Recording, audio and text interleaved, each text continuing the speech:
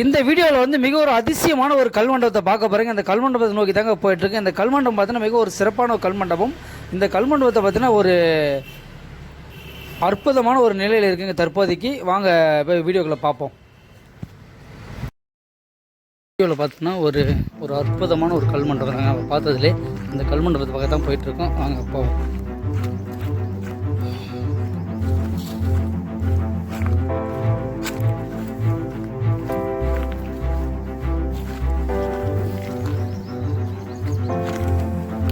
நண்பர்களே, இங்கே பாருங்கள், நீங்கள் பார்க்கும்போதே தெரியும் இந்த மண்டபம் எவ்வளோ ஒரு அற்புதமாக இருக்கு பாருங்கள். எத்தனை தூண்கள் இருக்கு பாருங்கள். 1 2 3 4 5 6 7 8 9 10 11 12 13 14 15 16 தூண்களுங்க. கிட்டத்தட்ட இந்த மண்டபத்தில் 16 தூண்களை வச்சு இந்த மண்டபம் எவ்வளோ ஒரு பிரம்மாண்டமாக அமைச்சிருக்காங்க பாருங்கள். ஆனால் வந்து அந்த அளவுக்கு வந்து மண்டபத்தை வந்து பராமரிக்க தெரியாது, சரிங்களா. இந்த மண்டபம் வந்து பெரும்பாலும் வந்து பெருமாள் கோயிலுக்காக உருவாக்கியிருப்பாங்கன்னு நினைக்கிறேன். அந்தளவுக்கு ஒரு பெருமாள் சாமியை பற்றின விஷயங்கள் எல்லாமே புதுக்கி வச்சுக்கோங்க பாருங்கள்.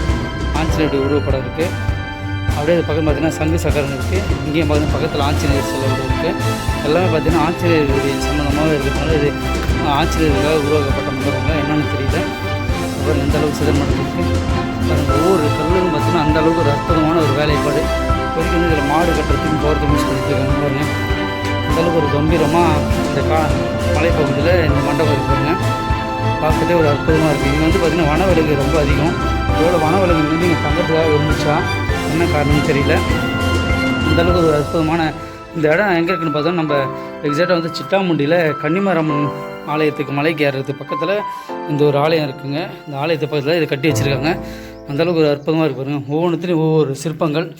அப்படியே நம்ம உள்ளே அப்படியே கொஞ்சம் அளவு போனோம்னா இங்கே பார்த்திங்கன்னா ஒரு கருவாரம் ஒன்று இருக்குது. இந்த கருவாரையில் வந்து அதாவது கன்னிமாரம்மனுடைய கருவாரன்னு சொல்கிறாங்க. கன்னிமாரம்மன் வந்து கோயிலுக்கு போகிறதுக்கு முன்னாடி வந்து இங்கே தான் வந்து வச்சு அம்மனை வந்து வணங்கிட்டு போவாங்க. அந்தளவுக்கு ஒரு கல் மண்டபம் இங்கே இருக்குங்க. கண்டிப்பாக ஒவ்வொரு கல் மண்டபங்களும் பார்த்தோன்னா ஒவ்வொரு அதிசயத்தை கொண்டு இருக்குது. நீங்கள் பாருங்கள், இந்த கல் மண்டபத்தில் எத்தனையுடைய சாமியுடைய சிலைகள் இருக்கு பாருங்கள்.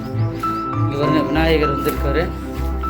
உருவம் அந்தளவுக்கு தெரியல. இங்கே பாருங்கள், மேலே வந்து நம்ம கோபுரங்கள் எல்லாம் சுற்றி இருப்பாங்க இல்லைங்களா, அந்த சாமி சிங்கமுகம் சாமி இங்கே இருக்குது. அப்படியே மேலே வந்து சங்கு சக்கரம். அப்படியே இந்த சைடில் ஒரு தேர். இங்கே கீழே பாருங்கள், இந்த ஆஞ்சநேயருடைய உருவம். கீழே வந்து ஒரு அம்மன் விஷ்ணு பெருமாள் வந்து சங்கு சக்கரத்தோடு ஏந்திட்டுருக்காரு. அப்படியே இந்த பக்கம் பார்த்தோம்னா நம்ம வீர ஆஞ்சநேயர் வந்து சிலை இருக்குது. மேலே வந்து ஒரு பூ வச்சுருக்காங்க. இந்த ஒவ்வொரு இடத்துலையும் பார்த்தீங்கன்னா ஒவ்வொரு அதிசயம் தாங்க இந்த இடத்துல ஃபுல்லாகவே இருக்குது. ஒவ்வொரு கல்லையும் வந்து அந்தளவுக்கு தமிழர்கள் பார்த்தீங்கன்னா அந்தளவுக்கு ஒரு நுட்பமாக வந்து இங்கே ஓவியத்தை வரைஞ்சி வச்சுட்டு போயிருக்காங்க. அங்கே பாருங்கள், இதுக்குள்ளே ஒரு சாமி வந்து இருக்குதுங்களா. அப்படியே மேலே இந்த பக்கம் பாருங்கள், எவ்வளோ ஒரு அற்புதமாக ஒவ்வொரு தூண்லேயும் ஒவ்வொரு ஆலயங்கள் தோரணை வச்சு கட்டியிருக்காங்க பாருங்கள். அந்தளவுக்கு ஒரு நேர்த்தியாக ஒரு நேர்கோட்லேயும் தமிழர்களுடைய பண்பாட்டை வாரம் வைக்கிற மாதிரி ஒவ்வொரு சிற்பக்கலை இருக்காங்க. இதை இங்கே பார்க்கணும் பார்த்தீங்களா. அந்தளவுக்கு ஒரு சிற்பமான கலைகள் இங்கே பாருங்கள்.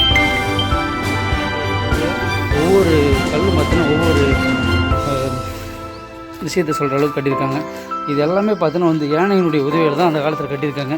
பக்கத்துலேயே வந்து மலை பார்த்திங்களா. இந்த மலையில் தான் வந்து நம்ம கன்னிமாரம்மனுடைய திருவிழா ஆண்டுக்கு ஒரு முறை நடக்கும். அதை பறைச்சாற்றோடமாக தான் இந்த ஆலயத்தில் வந்து கன்னிமாரம்மனுடைய மண்டபம் கட்டியிருப்பாங்கன்னு நினைக்கிறேன். இங்கே பாருங்கள், எந்த அளவுக்கு ஒரு செழிப்பாக இருக்குது பாருங்கள். இதனுடைய பேக் சைடில் பார்த்துட்ருக்கீங்க. பக்கத்துலேயே ஆலமரம் இருக்குது, பனைமரம் இருக்குது. எல்லாம் அந்தளவுக்கு ஒரு நேர்த்தியாக கட்டியிருக்காங்க பாருங்கள். அப்படியே ஒரே நேர்கோட்டில் இருக்கு பாருங்கள்.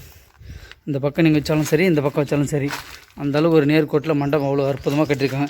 கண்டிப்பாக இதுமாரி வந்து இங்கே பாருங்கள், எவ்வளோ பெரிய நாமம் இருக்குது பாருங்கள். நாமம் தட்டுங்களா, இவ்வளோ பெரிய நாமம் இங்கே வச்சுருக்காங்க பாருங்கள். அப்படியே இந்த பக்கம் வந்தாலும் இதுவும் பார்த்தீங்கன்னா நேர்கோட்டில் இருக்குது. கண்டிப்பாக இது மாதிரி வந்து இருக்கக்கூடிய அனைத்து மண்டபங்களையும் வந்து நம்ம வந்து பாதுகாக்கணுங்க. பாதுகாத்தோம்னா அந்த அளவுக்கு வந்து ஒரு பொக்கிஷமாக இருக்கும். கண்டிப்பாக இது வந்து ஒரு தன்னார்வலர்களோ மற்றும் மற்ற பார்த்தீங்கன்னா ஆலயங்களை பாதுகாக்கணும் வந்தாங்கன்னா இது போல் ஒரு மண்டபங்களை வந்து நம்ம பாதுகாத்து அதை வந்து நம்ம பராமரிக்கும் போது ஒன்றும் பார்த்திங்கன்னா இதனுடைய செழிப்பு வந்து நல்லா இருக்குன்னு சொல்லிட்டு நம்மளுடைய விருப்பம். கண்டிப்பாக இந்த வீடியோ எல்லாமே பார்த்தீங்கன்னா நம்ம வந்து ஆற்காடு மாவட்டத்துலேயும் நம்ம மற்ற வேலூர் மாவட்டத்துலேயும் இப்போதைக்கு விழுப்புரம் மாவட்டத்திலாம் பார்த்தீங்கன்னா கிட்டத்தட்ட நிறைய கல் மண்டபங்கள் வந்து நிறைய இருக்குது. ஏகப்பட்ட மண்டபங்கள் இருக்குது. நம்ம கண்ணுக்கு எந்த மண்டபங்கள் தெரியுது அந்த மண்டபத்தை வீடியோ எடுத்து நான் உங்களுக்கு போட்டுட்ருக்கேன்.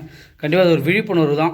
ஏன்டா இந்த மண்டபத்தை வந்து நம்ம சுத்தம் பண்ணணும்னு கிடையாது, நம்ம அருகாமையில் வந்து பராமரித்து பாதுகாத்தா அந்தளவுக்கு நல்லாயிருக்கும். மீண்டும் வந்து அடுத்த தகவலோடு நல்ல ஒரு மண்டபத்தோடு உங்களை சந்திக்கிறேங்க. நன்றி, வணக்கம்.